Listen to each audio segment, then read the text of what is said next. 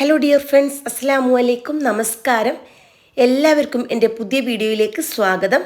എൻ്റെ എല്ലാ കൂട്ടുകാർക്കും വിഷു ആശംസകൾ. ഇന്ന് വിഷു സ്പെഷ്യലായിട്ട് ഇൻസ്റ്റൻറ്റ് മാങ്ങ അച്ചാറാണ് ഞാൻ ഷെയർ ചെയ്യുന്നത്.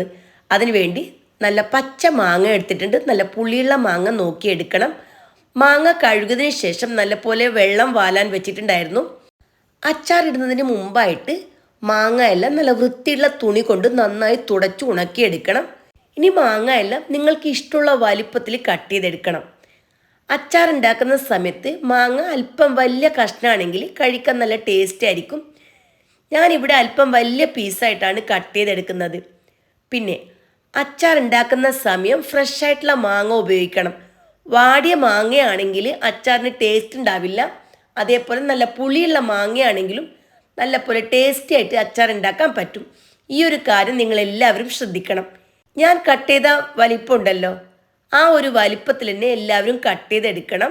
കട്ട് ചെയ്ത മാങ്ങ ഒരു സൈഡിലേക്ക് മാറ്റി വെക്കുക. ഇനി ഒരു പാത്രം ചൂടാക്കി ഇതിലേക്ക് 100 ഗ്രാം കടുക് ചേർത്ത് കൊടുക്കണം. പിന്നെ 1.5 ടേബിൾ സ്പൂൺ ഉലുവായും കൂടി ചേർത്ത് കൊടുക്കണം. പിന്നെ വേണ്ടത് കായമാണ്.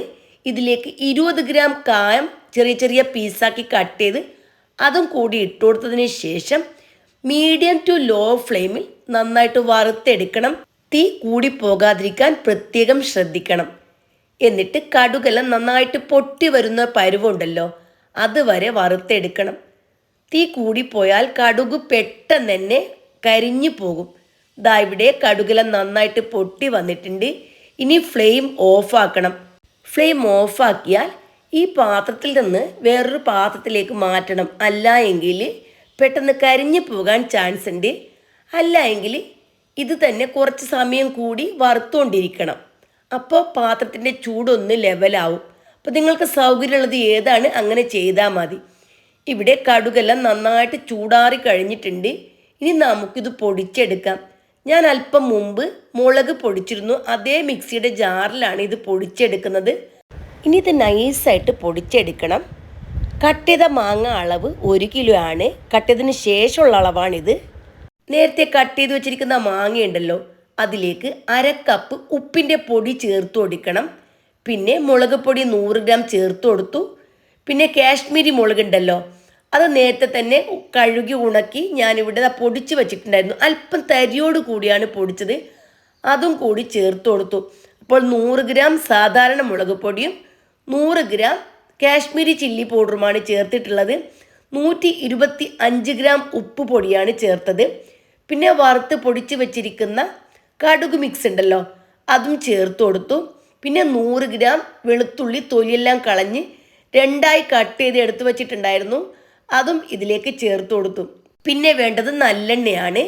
അത് 250 ml മെഷർമെൻറ്റ് കപ്പിൽ 1 കപ്പാണ് ഞാൻ എടുത്തത്.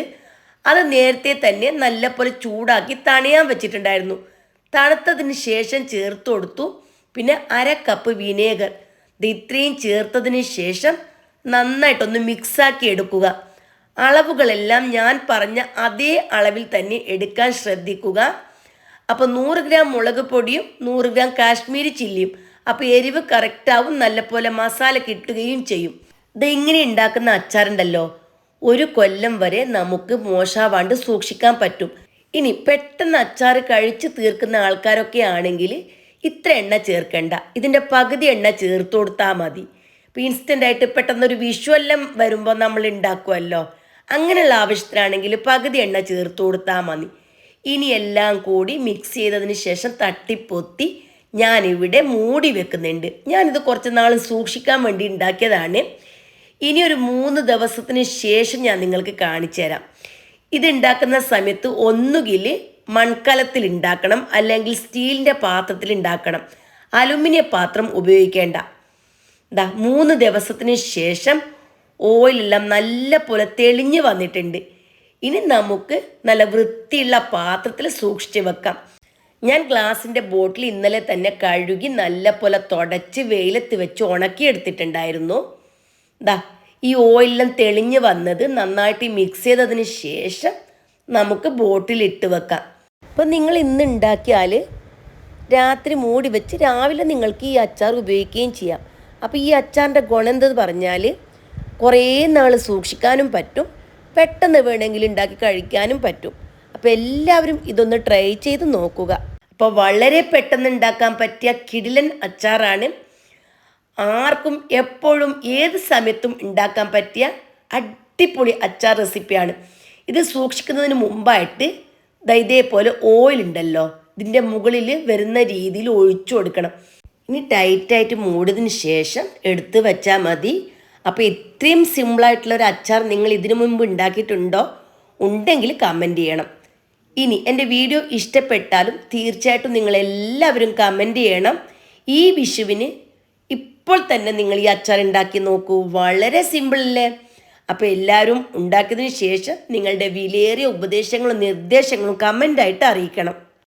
റെസിപ്പി ഉപകാരപ്പെട്ടു എന്ന് തോന്നിയാൽ നിങ്ങളുടെ ഫ്രണ്ട്സിനും അതേപോലെ ഫാമിലിക്കും ഒക്കെ ഷെയർ ചെയ്ത് എന്നെ സപ്പോർട്ട് ചെയ്യണം. ഇനിയും നല്ല നല്ല റെസിപ്പീസ് എല്ലാം ഞാൻ അപ്ലോഡ് ചെയ്യുന്നതായിരിക്കും. ഇനി പെട്ടെന്ന് ഉണ്ടാക്കാൻ പറ്റിയ പുതിയ മാങ്ങ അച്ചാറിൻ്റെ റെസിപ്പി ഞാൻ നിങ്ങൾക്ക് ഷെയർ ചെയ്യുന്നതായിരിക്കും. എല്ലാവരുടെ വീട്ടിലും ഇഷ്ടംപോലെ മാങ്ങ ഉണ്ടാവും, എന്നിട്ടും ആരും മാങ്ങ അച്ചാറൊന്നും ഇടാറില്ല. എല്ലാവർക്കും മടിയാണ്. അപ്പോൾ ഈ ഒരു അച്ചാർ ഉണ്ടാക്കാൻ വളരെ സിമ്പിളല്ലേ? അപ്പോൾ എല്ലാവരും ഈ റെസിപ്പി ട്രൈ ചെയ്ത് എനിക്ക് ഫീഡ്ബാക്ക് അറിയിക്കുക. വീണ്ടും നല്ല നല്ല റെസിപ്പീസുമായിട്ട് വരുന്നതായിരിക്കും. Bye bye.